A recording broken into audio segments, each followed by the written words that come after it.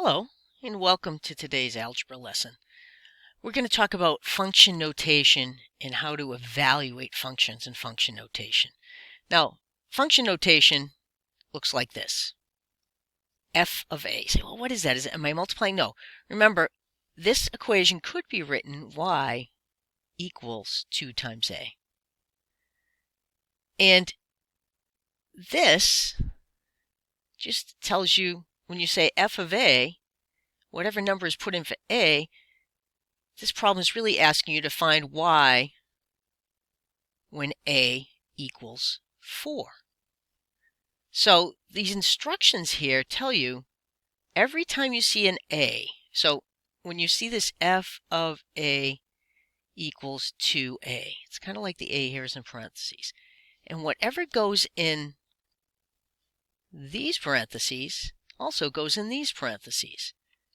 So you've got f of 4 is what you're asked for in this problem. That means you just want to find 2 times 4. Fundamentally, once you know you need a 4, you can kind of forget that this looks like that. This is just saying find 2a when a is 4. Find out how much it is. So function notation is just a set of instructions that shows you where to put a number or another variable when you have it, what to replace. What you're replacing in this function is the a. When you know what a is, you do it 2 times that. So the answer to this would be 8.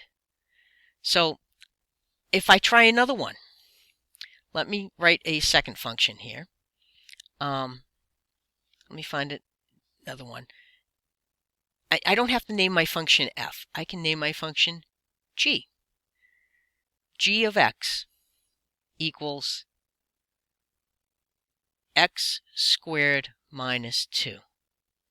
So what this means is if somebody tells me if somebody puts something different in these parentheses, wherever I had an x, that new different thing is also going to be put in. If that new different thing's a number, so if you had to find g of 3, that new different thing is a number, so you say, okay, g of 3 equals, and this is just saying find y when x is 3. Really, g of x is just a way of saying y.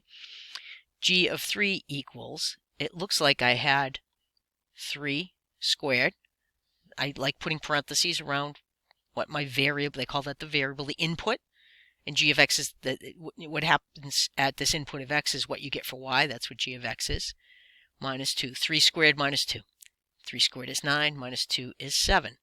So g of 3 equals 7, and that means if I were to graph it, this is the x and this is the y. I would plot the point 3, 7.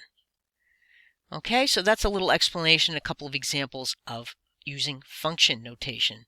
In another video, I will do how to graph functions when given function notation.